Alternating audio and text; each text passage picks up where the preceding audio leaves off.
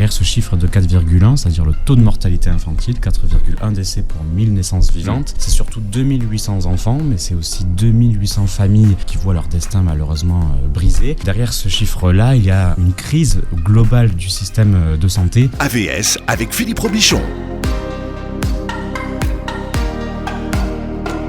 AVS pour votre santé, bonjour, bienvenue, ravi de vous retrouver. Nous allons parler d'un scandale français aujourd'hui avec mes deux invités. Anthony Cortez, bonjour et bienvenue. Bonjour. Vous êtes journaliste au journal L'Humanité. Vous êtes venu avec votre co-auteur Sébastien Lurquin, bonjour et bienvenue. Bonjour. Vous êtes journaliste indépendant. Notez que tous les deux, vous venez des PO, des Pyrénées-Orientales. C'est important parce qu'on parlera de la ville de Perpignan tout à l'heure et de ce qui se passe d'un point de vue du sujet que nous allons évoquer ce matin. Et si vous êtes là tous les deux, c'est parce que vous co-signez 4.1, le scandale des accouchements en France chez Buchet-Chastel. Vous avez décidé de médiatiser un chiffre, 4,1. Alors 4,1, c'est pour 1000, de médiatiser ce chiffre et puis un petit peu d'expliquer ce qu'il y a derrière, surtout une mise en perspective. C'est ça, on a voulu donner corps en fait à ce chiffre parce que souvent on entend dans l'actualité des chiffres sans vraiment expliquer ce qu'il y a derrière. Derrière ce chiffre de 4,1, c'est-à-dire le taux de mortalité infantile, 4,1 décès pour 1000 naissances vivantes, c'est surtout 2800 enfants, mais c'est aussi 2800 familles qui voient leur destin malheureusement brisé. Et derrière c'est... ça fait 116 classes de maternelle. 116 classes de maternelle, c'est ça exactement. Ça vous donne une idée. C'est ça pour on a voulu montrer ce que ça pouvait représenter, disons, et surtout on a voulu montrer que derrière ce chiffre-là, il y a une crise globale du système de santé et surtout une absence de considération malheureusement pour ces vies brisées. C'est un chiffre qui est publié par l'INSEE, c'est ça ? C'est ça, c'est dans le bilan démographique de cette année. Et donc c'est quoi la ligne ? C'est quoi taux de mortalité infantile ? Qu'est-ce qu'ils mettent ? C'est ça, taux de mortalité infantile, et il est exprimé donc en pour 1000, comme le dit Anthony, ça correspond à un nombre de décès sur un nombre de 1000 naissances vivantes. Donc ça veut dire que sur 1000 naissances vivantes, 4,1 enfants n'atteindront pas leur premier anniversaire. Et comme tu le disais, 2800 bébés chaque année, ça me donne une idée aussi de l'ampleur. Et ce qu'on a voulu aussi montrer, c'est la dégringolade de notre pays. Parce qu'il faut savoir que dans les années 2000, la France était dans le top 3 européen, avec l'un des taux de mortalité infantile les plus faibles. Aujourd'hui, on est 23e sur 27. Alors, quand on parle de taux de mortalité le plus faible, on était à combien ? On était à 2, 3 ? On était le plus bas que la France est descendue à 3,5. D'accord. 3,5. On a stagné pendant un long moment et puis on est remonté 3,9. Aujourd'hui 4,1. Et ce qu'on pose un petit peu comme question dans ce livre, c'est quel taux est-ce qu'on va atteindre et devoir attendre pour agir. Et c'est surtout ce qui est intéressant, c'est de savoir comment les autorités françaises réagissent à ce chiffre. Alors vous avez mené une enquête, vous êtes parti en 2023 et vous avez interrogé quasiment tous les intervenants de la filière. Ça va des parents, en passant par les sages-femmes, les obstétriciens, enfin voilà, tous les gens, et les ministres, en tout cas tous ceux qui ont bien voulu vous répondre pour essayer de comprendre en quoi consiste ce phénomène. Parmi les décès donc, que vous évoquez, 70% interviennent au cours de leur premier jour de vie. Comment est-ce qu'on obtient ces chiffres-là, par contre ? Parce que ça, j'imagine que c'est moins publié que le chiffre de l'INSEE. Alors, ce qu'on sait, on a sollicité des spécialistes, notamment de l'INSERM, qui travaillent sur cette question-là. Et ce qu'ils montrent, c'est qu'on a une dégradation d'accueil à la fois sur les bébés nés prématurés que sur les bébés nés à terme. C'est-à-dire qu'en France, comparé à nos voisins européens, les bébés ont une probabilité de mourir plus grande que chez nos voisins européens. Sur les prématurés, ça s'explique par un certain nombre de choses, notamment par le fait que les services spécialement dédiés, les services de néonatologie, sont aujourd'hui totalement surchargés. On a des taux d'occupation des couveuses, parce que c'est de ça dont on parle, qui atteignent 95, 96, 98%. Et il arrive des fois, c'est ce que nous dit un spécialiste dans le livre, qu'ils soient contraints de faire de la place, c'est les mots qu'ils emploient, et donc de soigner un bébé dans un couloir en attendant que le mieux portant dont ils ont la charge soit apte à être héliporté vers un autre CHU quelque part en France. Souvent, c'est comme ça que les grands prématurés sont soignés aujourd'hui. Et une autre grande question, c'est pourquoi est-ce qu'on a aussi une dégradation sur les bébés nés à terme ? Et là, c'est la grande question, c'est qu'il n'y a pas d'explication aujourd'hui épidémiologique ou scientifique qui l'explique. Donc, nous, c'est ce qu'on a voulu faire avec ce livre, c'est explorer les multiples... Il y a des explications qui sont publiées par l'État sur son site, sur un site, mais il n'y a pas vraiment d'explication, il n'y a pas eu d'enquête qui ont été menées pour savoir comment on pouvait expliquer la hausse de la mortalité infantile. D'ailleurs, sur cette question, c'est très intéressant parce que c'est aussi le point de départ de notre enquête, c'est de regarder les raisons avancées par l'État et par les ministères. Et souvent, c'était de pointer du doigt les femmes, c'est-à-dire qu'elles feraient des enfants beaucoup trop tard, elles fumeraient beaucoup trop tôt, elles seraient liées à certaines addictions, elles auraient des comportements à risque, etc. Alors évidemment, c'est une partie de la réponse. Il y a aussi la question sociale aussi. Mais le problème, nous en tout cas, ça nous a apparu comme un problème, c'est que l'État refusait d'une certaine façon d'émettre une critique globale du système de santé, comme si cette crise, c'était la crise des femmes avant d'être la crise de l'État, malheureusement. Ça, vous pouvez retrouver ces chiffres sur Vie publique. C'est ça. Voilà. Donc là, il y a les raisons. Alors, c'est quelle rubrique pour ceux qui veulent checker Alors, d'ailleurs, le titre de ce document auquel vous faites référence est intéressant parce qu'il ne parle pas de dégradation de la mortalité infantile. Il dit pourquoi la mortalité infantile ne baisse plus en France, alors que elle monte en réalité. Il y a dû y avoir quelqu'un qui a réfléchi dans un bureau à pas utiliser les mots qui fâchent. C'est ça. Mais ça, c'est quelque chose, c'est une attitude qui nous a beaucoup marqué, autant du côté de l'État, mais aussi du côté de grands spécialistes, de grandes autorités médicales. C'était d'une certaine façon ne montrer surtout pas du doigt cette crise. Non, ce n'est pas une crise. C'est un chiffre qui ne baisse pas. Ça ne va pas bien, mais on ne peut pas dire que ça va mal. Enfin voilà, il y avait vraiment une façon de relativiser cette crise, alors que tous les indicateurs virent au rouge, très clairement. Alors depuis 1975, écrivez-vous, les 3/4 des maternités françaises ont fermé. Alors à l'époque, alors on parle de 72 en fait, vous parlez de 75, mais c'est 72, il y a à peu près 18 bébés qui meurent pour 1000. C'est ça à l'époque. Le taux de mortalité infantile est immense et on a... Pompidou est président, ouais, c'est ça. Chaban-Delmas est Premier ministre, je ne sais pas si ça vous dit des choses, et là il y a une dame qui se décide à s'emparer du sujet. Exactement, c'est Marie-Madeleine Dienesch qui est secrétaire d'État auprès du ministre de la Santé publique, c'était ça l'intitulé à l'époque, et elle lance une série de décrets qui visent à fermer les petites maternités qui n'affichent pas des conditions de sécurité optimales. Donc on est face à de bonnes intentions, et d'ailleurs cette politique-là, elle va donner de bons effets. C'est ce que vous disiez, on est à 18 pour 1000 en termes de taux de mortalité infantile, et on arrive grâce à cette politique-là en 1998 avec un taux de 4,8 pour 1000, et là on voit la France qui affiche des indicateurs au vert, tout va bien, etc. Le problème c'est après, c'est en fait ok, on ferme une grande partie des petites maternités pour proposer des bonnes conditions de sécurité, mais en continuant de fermer à l'aveugle et sans essayer de planifier disons une réponse à la hauteur, à partir de la fin des années 90 on va mettre en place des déserts médicaux malheureusement, et on va éloigner de plus en plus les femmes des maternités, jusqu'au point que aujourd'hui on voit 900 000 femmes en âge de procréer qui sont à plus de 30 minutes d'une maternité, et depuis les années 2000 le taux des femmes vivant à plus de 45 minutes a même augmenté de 40%. Donc en fait, à partir d'une politique qui à l'origine était justifiée, en la prolongeant, on a développé aussi des effets pervers, on a éloigné les femmes des maternités et on a malheureusement aussi augmenté le risque de mortalité. Parce que ce qu'il faut savoir, c'est qu'aujourd'hui, encore depuis 98, on fonctionne en France avec un seuil arbitraire de 300 naissances. C'est-à-dire que pour rester ouverte, une maternité aujourd'hui doit répondre à un certain nombre de critères de qualité, de sécurité et d'accueil des soins, mais doit aussi pratiquer 300 accouchements par an. En dessous, les autorités recommandent la fermeture parce que le personnel ne serait pas suffisamment rodé aux situations à risque. C'est déjà une interprétation qui peut... Les autorités, c'est aussi la Cour des comptes qui est là et qui dit attention, là il y en a 20 qu'il faut fermer les enfants, ça coûte beaucoup trop d'argent et il n'y a pas assez de rentabilité. Donc quand on parle des autorités, c'est beaucoup d'organismes en fait. Ouais, et avec un organisme qui se distingue particulièrement, c'est l'Académie de médecine qui recommande aujourd'hui de pousser ce seuil à 1000 naissances. Sauf que on montre dans le livre qu'il y a une incohérence dans ce raisonnement-là. C'est-à-dire que oui, sur le papier, c'est-à-dire qu'on ferait que des grosses maternités qui sont capables de gérer plus de 1000 naissances par an, avec des standards élevés d'un point de vue médical, mais sauf que ça ne correspondrait pas à la réalité des territoires et du maillage français. C'est-à-dire que nous, on a été en reportage par exemple dans le Lot. Dans le Lot, aujourd'hui, il n'y a plus qu'une seule maternité. 3 des 4 maternités ont fermé à Cahors. 3 des 4 maternités ont fermé. Alors qu'est-ce qui s'est passé justement, parce qu'il s'est passé un événement dans cette maternité de Cahors, qu'est-ce qui s'est passé ?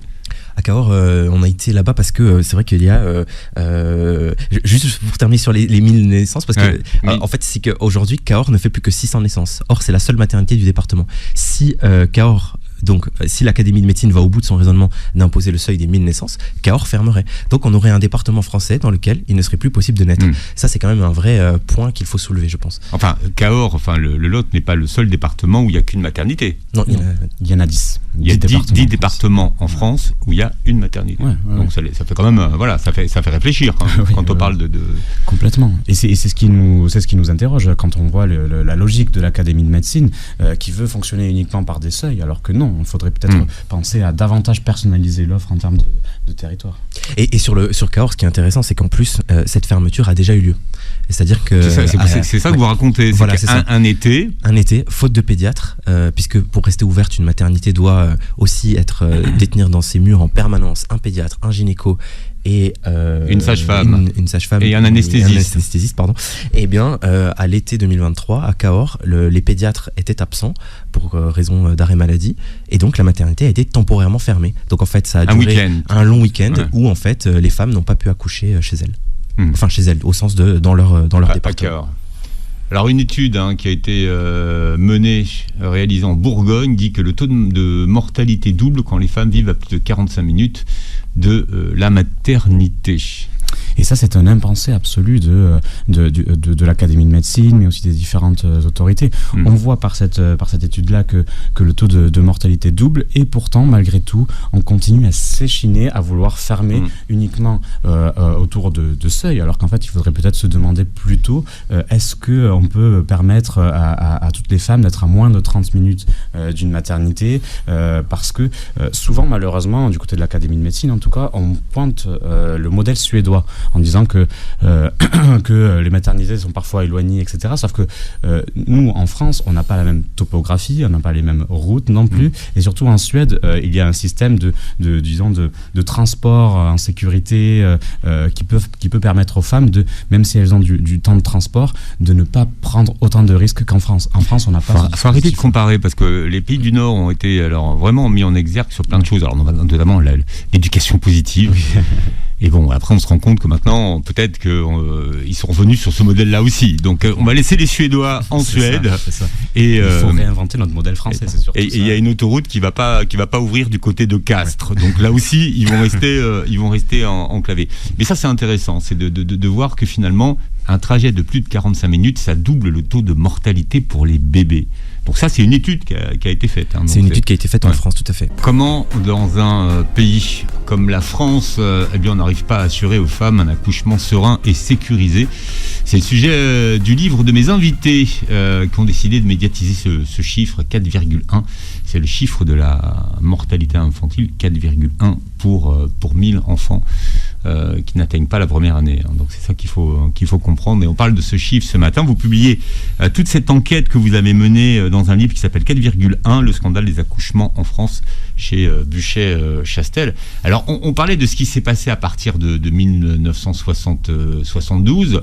Donc là, il y a eu, on va dire, du ménage qui a été fait dans les maternités, parce qu'il y avait beaucoup de maternités en France. Il y avait beaucoup de maternités dites de proximité. Ouais, il faut voir aussi comment elles fonctionnaient, ces maternités-là. Souvent, c'était de grands dortoirs avec des rideaux qui séparaient. Ça faisait un peu dispensaire. Voilà, c'était ça, avec des parturientes qui étaient les unes à côté des autres, des conditions d'hygiène et d'accueil, ainsi que des conditions médicales pas forcément d'un très haut niveau.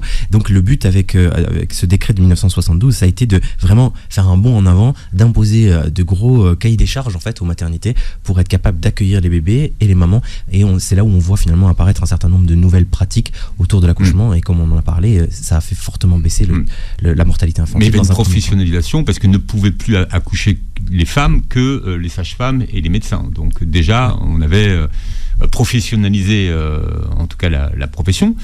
Il y a un deuxième décret qui est important et qui nous accompagne depuis 30 ans, c'est le décret de 1998. Qu'est-ce qu'il dit, ce décret ? C'est le décret de 1998 qui est toujours à l'œuvre d'ailleurs aujourd'hui. C'est lui qui régit le fonctionnement des maternités. Ce décret de 98, il met en place un seuil de 300 accouchements, donc pour maintenir une activité ouverte. Et c'est tout le problème, c'est qu'en fait, ce seuil-là, il va continuer, il va poursuivre les fermetures, et encore une fois, il va éloigner les femmes des maternités. Mais la situation a changé, évidemment. Ouais, et puis surtout, ce décret, il va bientôt avoir 30 ans, dans 3 ans, et il n'a jamais été revu. Or, il fixe un taux d'encadrement dans les maternités. C'est ce décret-là qui fixe l'encadrement dans les maternités encore aujourd'hui. Et c'est ce qui fait qu'aujourd'hui, par exemple, on a une sage-femme qui peut être contrainte, en fonction du volume de l'activité qu'il va y avoir dans son service, de s'occuper de 4, 5, parfois 6 femmes en même temps. Et nous, ce qu'elle nous dit, c'est qu'à un moment donné, il faut bien que je fasse pousser la dame que j'ai devant moi. Sous-entendu, à ce moment-là, je n'ai pas les yeux sur ce qui se passe dans les autres salles. Et il faut espérer que ça se passe bien à ce moment-là. Alors qu'ailleurs, chez nos voisins européens, notamment en Suède, alors je sais bien que c'est... Alors qu'est-ce qu'ils ont ils ont le one-to-one. Ils ont le one-to-one, exactement. Voilà. Et derrière ce slogan en disant c'est une sage-femme par femme enceinte. Et donc ça permet un accompagnement absolument personnalisé et surtout une sécurité optimale pour les femmes enceintes. Et puis surtout ça les rassure aussi aux femmes enceintes. C'est ça qu'elles veulent avant tout. Quand on interroge les femmes, quand on s'interroge, quand on regarde les études qui sont faites sur la question, sur leurs attentes, il y a la question de la proximité en premier, évidemment, et puis ensuite la volonté de voir une offre personnalisée. Et c'est tout à fait normal puisque l'accouchement est quand même un acte exceptionnel dans une vie. On a envie d'être... Et pourtant, dans la modernité, on a de plus en plus de choses nouvelles. On a des formations à l'accouchement. Mais rien ne remplace, je pense, l'humain, l'accompagnement personnalisé. Des femmes qui vous accompagnent. Enfin, voilà, c'est ce qu'on nous vend, en tout cas. C'est ça. Sur les réseaux. Ouais. Mais ça, c'est pas dans la vraie vie. C'est pas la réalité systématisée dans les maternités qui, aujourd'hui, ont plutôt... soit tendance à fonctionner comme elles peuvent dans les petites maternités quand elles parviennent à rester ouvertes, soit à être surchargées de travail, puisque c'est un petit peu ce qu'on montre dans ce livre, c'est qu'il y a un double mouvement avec les fermetures d'un côté des petites maternités qui ont pour effet, parce qu'il n'y a pas, de transposer finalement le nombre de naissances vers les maternités c'est plus grandes, French paradoxe, qui sont déjà surchargées, et donc en fait on en arrive à ce terme qu'on reprend et que les soignants qu'on a interviewés utilisent totalement de manière normale dans leur discours. Ils parlent d'usine à bébés pour qualifier les structures dans lesquelles ils travaillent. C'est ce qui est terrible, c'est qu'en fait on est dans un entre-deux mortifère d'une certaine façon en France. C'est-à-dire que d'un côté on ferme de plus en plus les petites maternités qui n'affichent pas toutes des conditions de sécurité optimales, on crée donc des déserts médicaux, et de l'autre côté on voit des grands services de maternité, notamment dans les centres hospitaliers, être totalement surchargés avec des soignants qui subissent des cadences infernales et qui donc exposent d'une certaine façon, malgré elles, les femmes à des accidents parfois mortels. C'est d'ailleurs ce que dit un expert judiciaire qui est gynécologue obstétricien, qui est souvent sollicité dans des procès, et il nous explique qu'en fait dans le discours politique les petites maternités seraient plus dangereuses et plus propices à faire des accidents. Lui dit que la réalité est beaucoup plus complexe et qu'en fait du fait des conditions de travail et de la surcharge et des accouchements à flux tendu quelque part dans les grandes maternités, eh bien les accidents arrivent aussi dans ces structures-là. Mais c'est pas mesuré. C'est-à-dire qu'aujourd'hui on n'arrive pas à mesurer si finalement ces petites maternité sont sécures. C'est ça, en fait, aujourd'hui... Et est-ce que les grandes sont sécures aussi? Donc c'est quoi une maternité sécure, finalement? Et puis c'est le principal message de notre livre, c'est d'appeler justement à la mise en place d'un vrai outil de mesure statistique. Parce que aussi fou que ça puisse paraître à l'heure du big data, de l'intelligence artificielle, etc., souvent vanté d'ailleurs par notre classe politique, aujourd'hui en France, on n'a pas ce qui s'appelle un registre de naissance. Sous ce nom un peu désuet, en fait, se cache un outil hyper moderne qui permet de, autour de l'accouchement, mesurer une multitude d'éléments. On va parler par exemple de l'âge de la mère, à combien de temps elle habite de la maternité, quelle technique d'accouchement a eu lieu, éventuellement dans quelle maternité, avec éventuellement quel médecin. Et on va pouvoir croiser des dizaines de données, et à partir de là, on pourrait imaginer ce qui se fait et ce qui occasionne vraiment la dégradation de la mortalité infantile. Encore une fois, c'est un outil qui existe dans d'autres pays européens, mais pas chez nous. Et chez nous, c'est une volonté politique et économique de ne pas l'avoir fait, en tout cas. Et pourtant, ça ne coûterait vraiment pas grand-chose, parce qu'on a interrogé des parlementaires qui ont travaillé sur la question, des parlementaires français, notamment Philippe Juvin, qui est député LR, qui a plusieurs fois été pressenti pour être ministre de la Santé. Et son chiffrage, il est modeste. 3 à 4 millions d'euros juste pour la création. Et puis ensuite, ça roulera tout seul, parce que c'est de l'intelligence artificielle. Enfin, là, c'est simplement une façon d'aspirer les données, de les mettre en relation. Parce qu'en fait, ce qu'il faut savoir, c'est qu'en France, on a des données, différentes données, totalement dispatchées. Mais elles ne sont pas croisées. Et elles ne sont pas croisées, c'est ça. Et le problème, c'est que si on ne les croise pas, on ne peut pas avoir de statistiques établies qui pourraient nous amener à des conclusions. Et ce registre-là, il aurait surtout comme avantage de à la fois évaluer les politiques publiques qui ont été mises en place autrefois, mais aussi celles qui viennent tout juste d'être mises en place pour les ajuster au fil de l'eau, et aussi dans le même temps de planifier une réponse politique, économique et de santé sur le long terme. Malheureusement, quelque chose qui se perd un petit peu aujourd'hui. Le temps politique, disons, est un peu trop court-termiste, malheureusement. Enfin, surtout qu'en ce moment, vu le nombre de ministres de la Santé qu'on a eu depuis 2020... Depuis 2022, 7 ministres de la Santé se sont succédés. Pas mal. Et c'est ce qui est dingue, c'est que pour c'est le jeune politique quand même. Voilà, et puis s'il y a bien un ministère qui a besoin de stabilité et de temps long, c'est bien le ministère de la Santé. Et pourtant, c'est le ministère le plus instable sous Emmanuel Macron. Oui, enfin bon, sous Hollande, on a eu Touraine, elle est restée plus longtemps, ça n'a pas changé grand-chose non plus. Non, c'est vrai. Donc, d'ailleurs, on a eu des ministres qui sont restés longtemps et qui n'ont rien fait. C'est vrai. Chacun avec leurs raisons. C'est vrai que Marisol Touraine, par exemple, quand elle est interrogée sur son bilan, elle dit oui, mais moi j'ai fait face à Bercy qui voulait pas, qui disait que ça coûtait trop cher, blablabla. Exactement. Et du côté d'Emmanuel Macron, en tout cas de ces ministres qu'on a interrogés d'ailleurs dans le livre, eux-mêmes se plaignent de l'instabilité en disant mais comment voulez-vous qu'en 2, 3, 4 mois on agisse? Et les ministres portent d'ailleurs, c'est intéressant ce qu'on a interviewé, de l'importance justement dans ce ministère-là de comprendre que les décisions prises à un instant T mettent parfois jusqu'à 10 ans à produire des effets. Et à partir du moment où il nous dit ça, on est remonté encore plus loin dans notre analyse et on a sollicité les ministres de Nicolas Sarkozy notamment, parce qu'ils ont mis en place un certain nombre d'éléments qui ont conduit à des décisions beaucoup tournées autour de la recherche d'économie. On a notamment sollicité Xavier Bertrand et Roselyne Bachelot. Xavier Bertrand, il a mis en place quelque chose qui est toujours appliqué c'est la codification à l'acte. La tarification à l'acte, c'est ça. C'est-à-dire qu'en fait, un accouchement est remboursé par la sécurité sociale selon un barème fixé chaque année. Et c'est ce qu'on demande dans le livre. Et c'est pas BZF. Ah non, clairement, là c'est. Non, mais ce qu'il faut expliquer aux 2 000 gens, euros par accouchement qui est remboursé. C'est que pour les groupes privés, ça rapporte pas assez d'argent en accouchement. Vaut mieux faire de la chirurgie, vaut mieux faire de la prothèse de hanche. Ouais, c'est le parallèle qu'on fait dans le livre, c'est qu'en fait aujourd'hui, si on prend la tarification à l'acte, eh bien une prothèse de hanche est rémunérée pour l'établissement 6 000 euros. Un accouchement, c'est 2 000 euros. Il faut bien comprendre la différence. En plus, c'est que non seulement c'est 3 fois plus la prothèse de hanche, mais surtout, ce sont des soins programmés. Donc, c'est-à-dire que la personne arrive le matin, elle se fait poser sa prothèse, le soir, elle est chez elle. Là, l'accouchement, par définition, on ne sait pas quand il va avoir lieu. Il y a 2 personnes à prendre en charge qui vont rester plusieurs jours, voire plus en fonction des complications éventuelles. Donc ça, forcément, on comprend la logique qui se met en place et c'est dramatique. Si l'accouchement était vraiment fortement revalorisé, on imagine bien qu'il y aurait la Sécu a suffisamment de problèmes comme ça, c'est la hanche qui coûte trop cher, moi je vous le dis. Non mais en fait, mais c'est ça, parce que de toute façon, si on met l'accouchement au prix, parce que là on est en train de parler de base de remboursement de la sécurité sociale, c'est-à-dire que c'est pris en charge à 100% par la sécurité sociale. Vous ne faites pas d'avance, enfin en tout cas sur la partie médicale. Après sur les chambres ou tout ça, oui, vous pouvez avoir des frais en plus, mais sur cette partie-là, c'est la Sécu qui paye plein pot. Donc, voilà, donc c'est vrai que les groupes n'y vont pas parce que ça rapporte pas assez, mais si on augmentait, ça augmenterait de facto le déficit de la Sécu. Oui, bien sûr.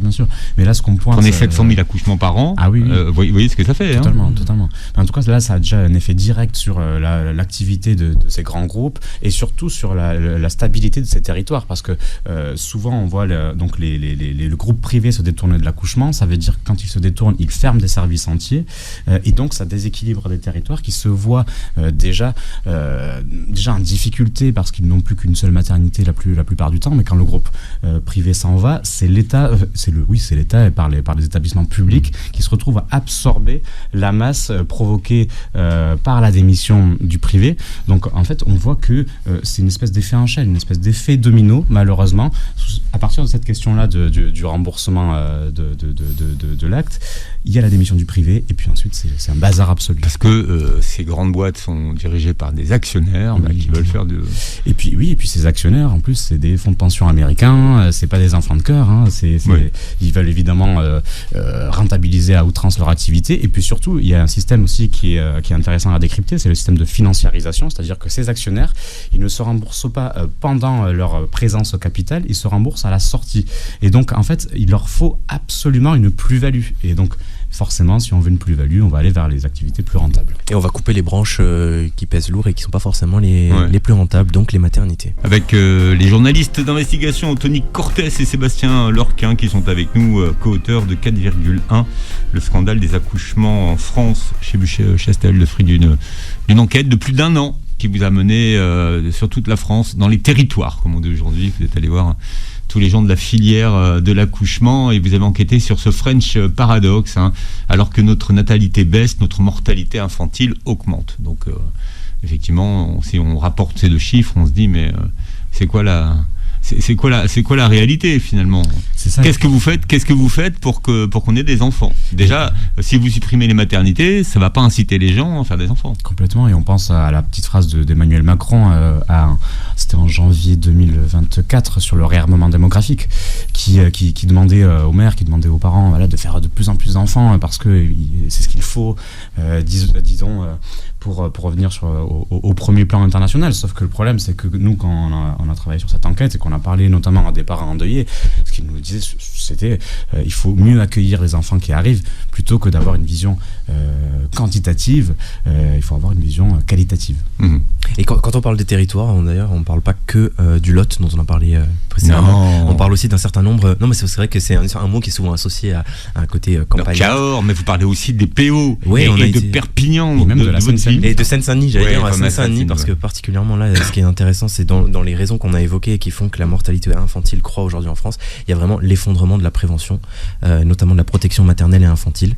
C'était vraiment une richesse française dans les années 90. les PMI. Hein. Les PMI, c'était une vraie richesse qui reposait sur une universalité d'accueil, et aujourd'hui c'est ce tissu, ce filet de sécurité qui permettait à un grand nombre de femmes précaires ou dans le besoin ou en difficulté d'avoir une grossesse a priori suivie et de qualité. Et aujourd'hui ça n'existe plus ou très peu, c'est en déliquescence. Alors pour expliquer à ceux qui nous écoutent, il y a 3 types de maternités en France. Elles sont identifiées par un numéro, 1, 2 ou 3.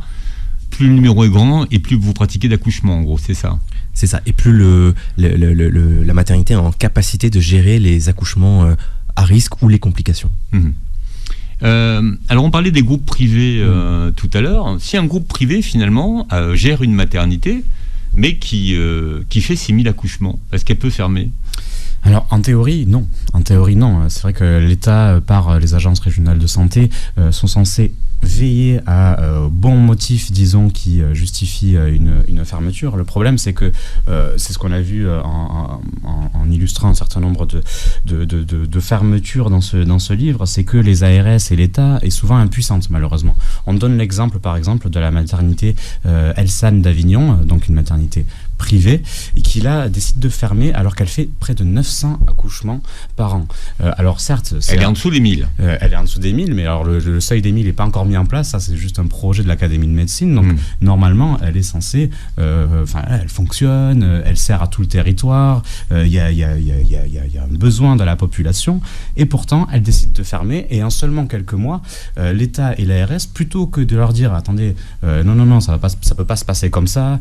En fait, l'ARS débloque une enveloppe de 4,5 millions d'euros en l'occurrence pour que l'hôpital public puisse absorber ces 900 accouchements. Sauf que le problème, c'est qu'à Avignon, il y a déjà un hôpital public qui accueille, qui procède à plus de 3000 accouchements. Et d'où, en fait, d'une certaine façon, le schéma qu'on montrait tout à l'heure sur les usines à bébés. On voit qu'à Avignon, le taux de mortalité infantile est en dessous de la moyenne. Aujourd'hui, ça se passe bien. Le problème, c'est qu'avec cette fermeture-là, on va voir l'hôpital d'Avignon devenir une usine à bébés, comme on en voit ailleurs. Mais l'ARS valide la fermeture d'une maternité qui fonctionne bien, qui répond aux besoins des personnes des territoires et qui finalement va fermer tranquille. Oui, c'est assez. Il n'y a pas moyen de pression en disant. C'est ça. En fait, aujourd'hui, le bras de fer est devenu inexistant entre l'État et les acteurs privés. Et d'ailleurs, c'est une question qu'on pose à Frédéric Valletoux, qui a été ministre de la Santé. Et en fait, il nous dit qu'aujourd'hui, l'État est impuissant.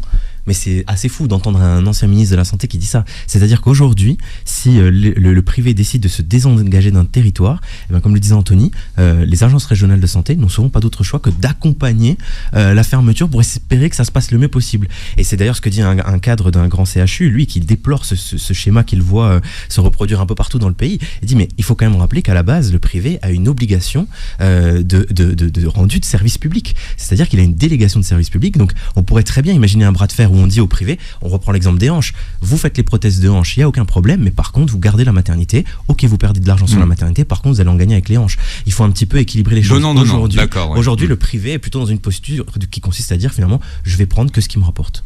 En gros, il y a quoi ? Il y a 4 groupes privés en France qui se partagent le marché. Ouais, il y en a même un tout petit peu plus, mais c'est vrai qu'il y a Elsan, Vivalto, Ramsay pour les plus connus, et puis après c'est des plus petites structures. Si vous avez été hospitalisé récemment, ça vous parle. Ouais, c'est ça. Mais après, quand vous avez vu le bulletin d'hospitalisation, vous avez dû voir Ramsay, Elsan, et voilà. Donc, alors après, dans les établissements, les conditions de sécurité sont réunies, tout se passe bien quand on va dans ces établissements. Nous, ce qu'on pointe, c'est surtout le choix qui est fait, un choix très froid d'aller vers la rentabilité, d'aller uniquement vers ce qui va amener de l'argent et des gains potentiels, et puis en face, l'impuissance de l'État, et surtout un gâchis absolu d'argent public, parce qu'en fait, c'est l'argent public, c'est l'État, avec des millions d'euros débloqués, qui viennent d'une certaine façon amortir la démission du privé, alors qu'on nous bassine à longueur de journée sur les économies à faire sur le système de santé. Et là, voilà. Encore une fois, le privé perd pas forcément de l'argent sur ces établissements-là. C'est qu'il en gagne moins qu'il devrait. Voilà. Mais ils en perdent pas forcément. Oui, et il faut aussi préciser que le privé ne se désengage pas totalement non plus de l'obstétrique et des maternités. C'est-à-dire qu'en fait, il entend garder celles qui sont intéressantes pour lui. Alors, ce qu'on a vu au cours de notre enquête, c'est que par exemple, dans un certain nombre de grandes villes, il y a des maternités privées qui fonctionnent très bien et qui vont, pour le coup, devenir rentables avec une galaxie de services en fait qui sont proposés. Donc ça montre bien qu'on est loin de l'universalité qu'on pourrait attendre en termes de santé, mais on est plutôt sur finalement des accouchements à la carte. C'est-à-dire que vous allez avoir une chambre individuelle. Est-ce que vous voulez tel ou tel groupe de chaînes privées c'est l'hôpital américain partout. C'est ça. Non, mais c'est vraiment ça. Il faut savoir qu'aujourd'hui on peut cocher. Est-ce qu'on veut le petit déjeuner complet, le petit déjeuner brunch? Est-ce que, voilà, un lit pour le papa ou l'accompagnant? Enfin voilà, on peut choisir un certain nombre. Et là, ce sont les mutuelles qui payent, c'est pas la Sécu. Oui. Mais si c'est prévu par la mutuelle, c'est elle qui paye. Donc, c'est ça. Et ce qu'on voit aussi, c'est que il se recentre donc sur les activités, sur les maternités, disons, les plus rentables, qui sont le plus souvent les plus urbaines. Et d'ailleurs, on voit que aujourd'hui, 40 départements sur 101 n'a plus de maternité privée, et le plus souvent, c'est les départements les plus ruraux. Donc il y a un choix qui est fait et qui déséquilibre à terme aussi. Dans le maillage, ils savent ce qu'ils font. C'est ça. Il y a ceux que vous appelez les mercenaires des accouchements. Alors pas joli, finalement, les intérimaires Ça concerne beaucoup de professionnels de santé ou pas ? Ouais, aujourd'hui, ils sont 12 000 intérimaires. Et il faut savoir qu'entre 2013 et 2022, le nombre d'intérimaires a doublé. Alors pourquoi ? Parce que d'abord, il y a une pénurie généralisée dans les établissements. Aujourd'hui, dans les établissements, on manque de tout, de sages-femmes, de pédiatres, d'anesthésistes, de gynéco-obstétriciens. Et pour que les établissements puissent rester ouverts, il faut forcément afficher, disons, une grille de personnel complète. Et donc, comment on fait quand on n'a pas malheureusement de salariés? On va chercher des intérimaires. Le problème, c'est que... Alors, il y a des agences qui sont spécialisées. Il y a des agences, des boîtes d'intérim, voilà. Et donc, on va les chercher. Sauf que le problème, c'est que ces intérimaires, ils se savent en position de force. On a besoin d'eux. Évidemment, voilà, on est face à une sorte de gruyère. Donc, qu'est-ce qu'ils font, ces intérimaires? Très souvent, ils font monter les enchères. Ils font monter les enchères pour leur gain personnel. Et d'ailleurs, on a un cas qu'on signale dans le livre. C'est un intérimaire, alors je ne sais plus exactement son poste. Alors, il est anesthésiste. Et lui, il prend 7 000 € pour 4 demi-journées par semaine. Donc c'est au-dessus des plafonds qui ont essayé d'être mis en place par la loi, et tout simplement parce qu'en fait les maternités, certaines petites maternités aujourd'hui sont obligées de contourner elles-mêmes les lois pour être en capacité d'afficher, comme le dit Anthony, des effectifs complets. Parce que si elles ne le font pas, s'il y a un trou dans ces colonnes, la maternité ferme. Et une fois qu'elle ferme temporairement, généralement, c'est la cascade vers la fermeture définitive. Mais est-ce qu'il y aura un tarif, on va dire, affiché, réglementé ? Alors, ça a été essayé, la loi Rist notamment, qui a été votée il y a 2 ans, qui a essayé de mettre un plafond à 1100 et quelques euros bruts. Alors, pourquoi pas, sauf qu'il y a eu une levée de bouclier générale, et en plus, le problème, c'est que cette loi, elle a été suspendue par le Conseil d'État, parce que, en fait, les boîtes d'intérim n'ont pas été consultées. Le problème, c'est que, parce qu'en fait, le problème qui a été pointé par le Conseil d'État, c'est que, en gros, l'État a voulu légiférer sur des tarifs dont il est lui-même client, en fait. Oui, donc voilà, là il y a une espèce d'imbroglio qui fait qu'aujourd'hui cette loi a été suspendue et donc il n'y a plus de seuil. Donc c'est redevenu. Voilà, parce que quand on parle des 1200 € bruts, on parle d'un tarif par garde de 24 heures.